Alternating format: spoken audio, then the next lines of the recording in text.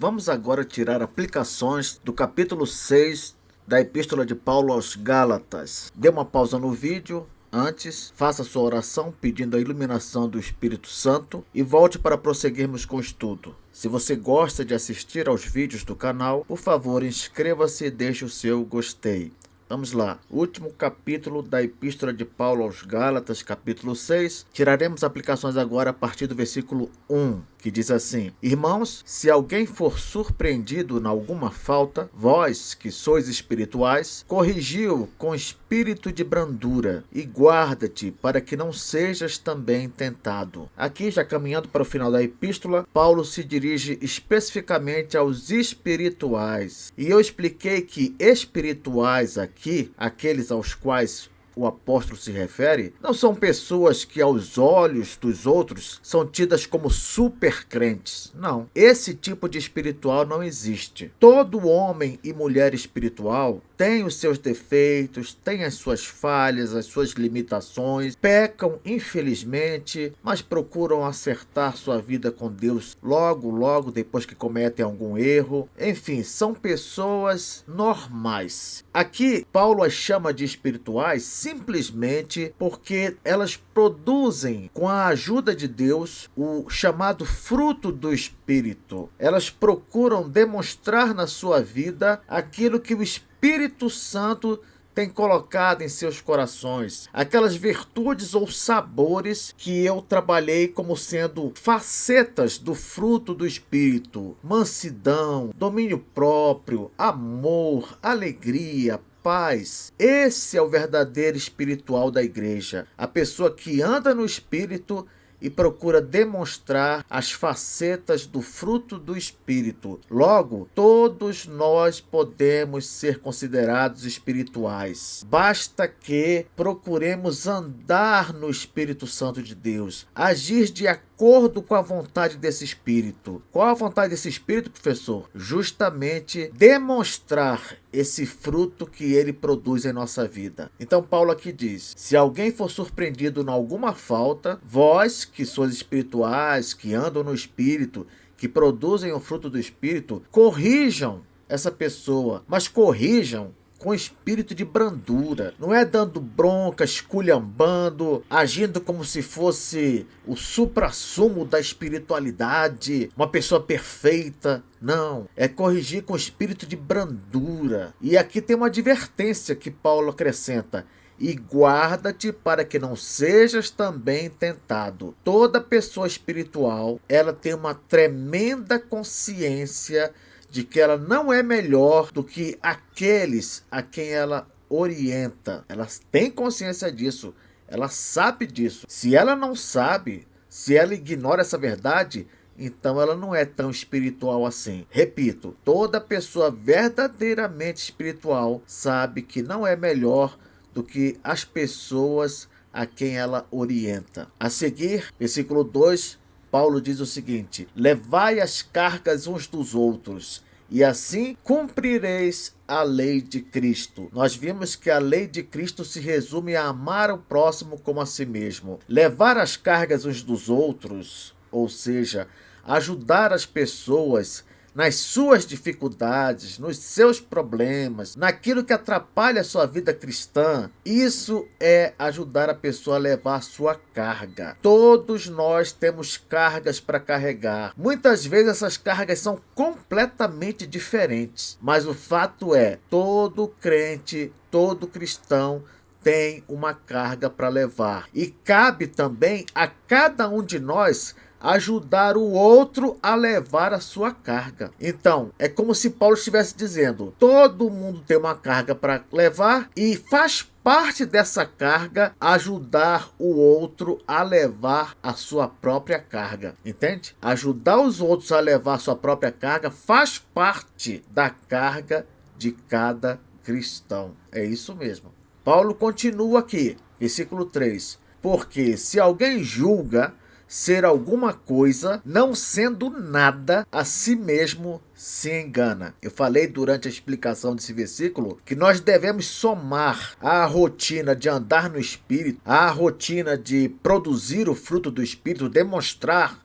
melhor dizendo, o fruto do Espírito, a consciência de que não somos nada. Isso é muito importante na vida do crente, a consciência de que ele não é nada. Por isso que o apóstolo diz aqui: se alguém julga ser alguma coisa, não sendo nada, a si mesmo se engana. Você vai continuar se enganando, pensando que é muito importante, que é um crente diferenciado ou coisas do tipo? Não perca o seu tempo. Não é esse tipo de cristão que Deus quer trabalhando na sua obra, ajudando os outros. Não. Ele quer um cristão consciente de que é pó, de que é completamente dependente de Deus e da sua graça. Essas palavras finais do apóstolo Paulo aqui aos Gálatas querem enfatizar o tempo todo de que precisamos da graça de Deus. Essa discussão toda não começou com aquela ideia de que nós podemos alguma coisa, podemos obter salvação se nós obedecermos à lei, podemos isso, podemos aquilo, se nós tivermos a circuncisão. Não é essa a tônica da pregação dos judaizantes? Pois bem, no capítulo 6 o apóstolo Paulo vai insistir na superioridade da graça na vida do cristão. E a graça só é considerada algo superior e de máximo valor quando nós entendemos a nossa pequenez, quando nós entendemos o quão carentes e necessitados somos dessa graça. Compreende? Aqui no versículo 4 o apóstolo diz: mas prove cada um o seu labor, e então terá motivo de gloriar-se unicamente em si e não em outro. O que Paulo quer dizer com isso? Prove cada um o seu labor. Paulo quer dizer que cada um se concentre em avaliar o seu próprio trabalho e não ficar avaliando, julgando o trabalho do outro. Não. É porque existem pessoas que vão ajudar, mas sempre caem naquela tentação de ficar julgando o irmão que precisa de ajuda. É como se a pessoa ajudasse, mas ficasse lá no seu íntimo pensando: esse irmão realmente está dando um péssimo testemunho, ele não age como deveria, ele não se comporta como Deus espera que ele se comporte, ele não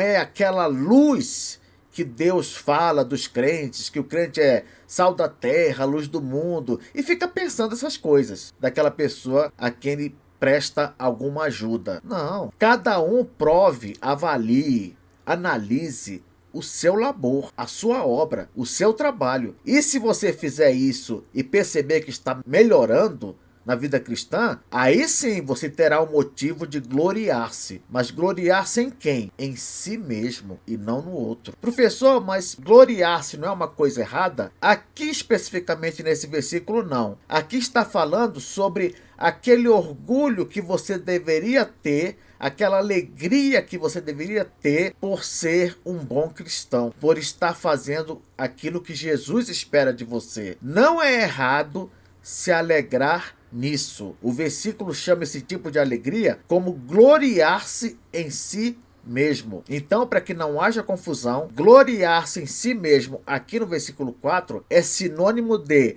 alegrar-se por seu progresso na vida cristã. Não é aquela glória indevida que nós queremos tomar de Deus para nós. Não.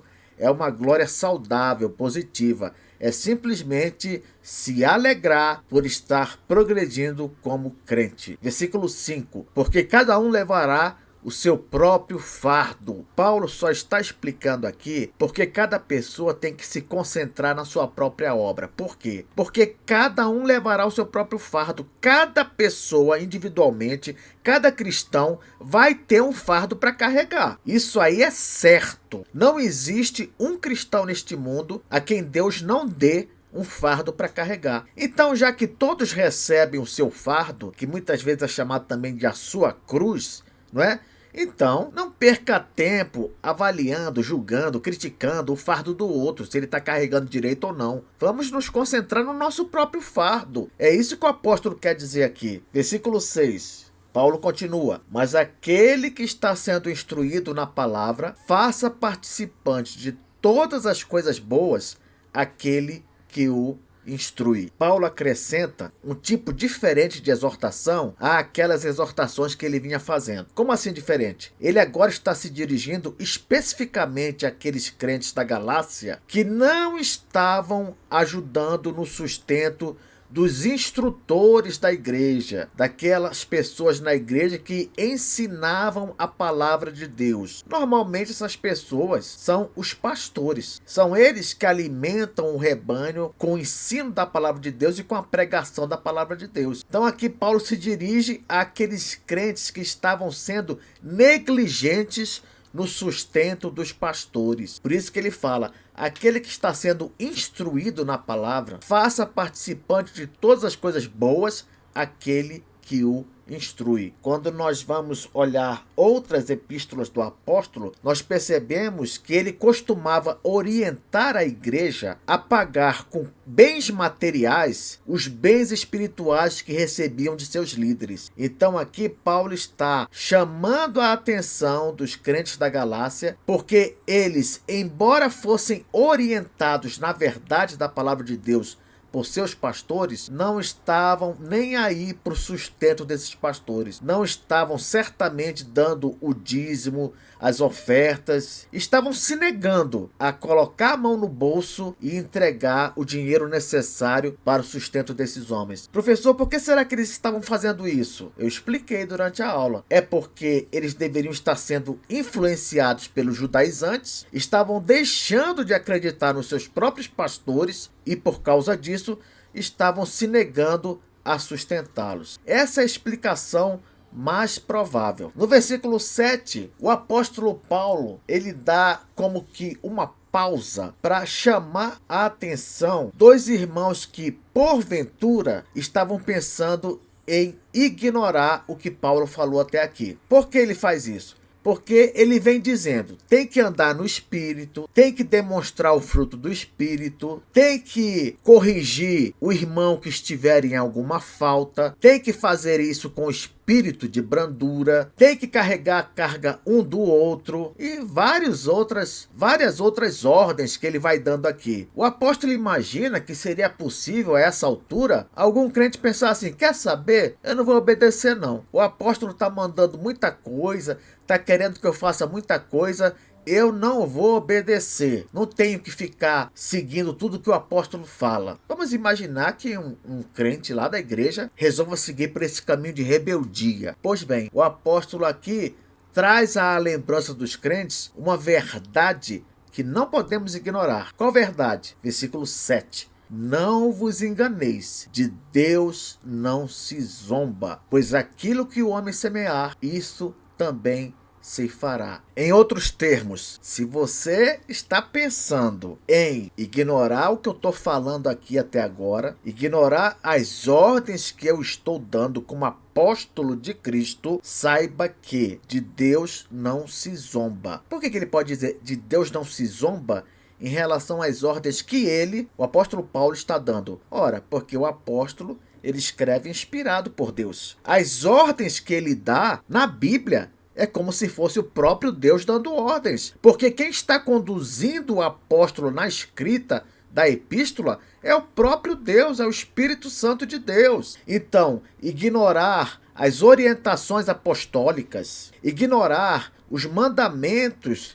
que vem na escritura para nós, é o mesmo que ignorar a Deus. Portanto, é o mesmo que zombar dele. Por isso o apóstolo adverte aqui: não vos enganeis, de Deus não se zomba. Se vocês fazem pouco caso de mim, na verdade não é de mim que vocês fazem pouco caso não, é do próprio Deus. E mais, aquilo que o homem semear, isso também se fará. Aqui Paulo vai explicar a lei da colheita. O que é isso, professor, a lei da colheita? É a lei do retorno a quem faz o bem ou a quem faz o mal. Se fizermos o bem, receberemos um retorno por isso, um retorno bom. Se fizermos o mal, também receberemos um retorno por isso, só que um retorno ruim, um retorno mal. Na próxima aula tiraremos as aplicações finais da epístola aos Gálatas, começando com uma explicação pormenorizada da lei